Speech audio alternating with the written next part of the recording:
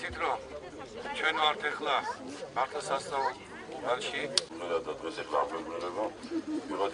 თუ გაყალბება არ იქნა, ჩვენ ვფიქრობთ, რომ თითოეული მოსახლე ფიქრობს, რომ ყველაფერი ნორმალურად წავა საქართველოს სინამდვილეში. თავარი არის გაყალბება რო არის.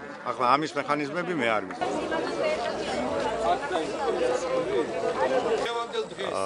მართალია შეინიშნებოდა საერთო ავტომობილების გადაადგილება შეხვედრების ადგილზე, მაგრამ პროვოკაციები ჯერჯერობით არ ყოფილა, ისე როგორც თქვა გუშინ და გუშინწინ მოხდა, გარკვეული სახის მცირე პროვოკაციები, რა თქმა უნდა, ჩვენ ამას ახლა სერიოზულად არ აღვიქოთ.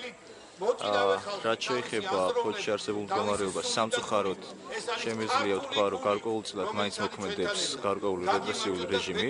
ფოთი და ქვეყანა იწვევს ცვლილებებს. აი ცვლილებებს.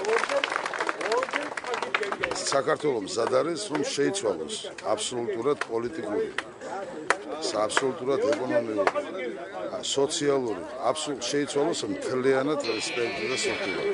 და ჩემი თხოვნა იქნება ყველას მოუწოდეთ, ქართველ ერს მოუწოდეთ, რომ აი როგორც ახლა ეს ხალხი დგას აგერ გვერდში. ქალბატონი ეკას გვერდში.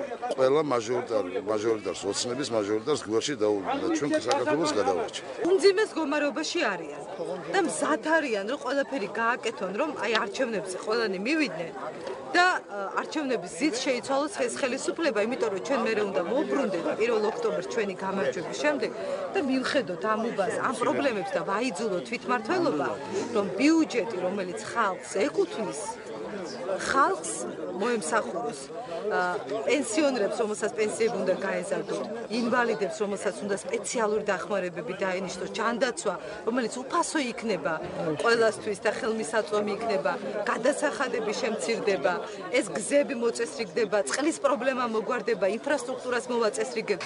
ჩვენ ფონდს განსაკუთრებულ ქალაქად ვაქცევთ.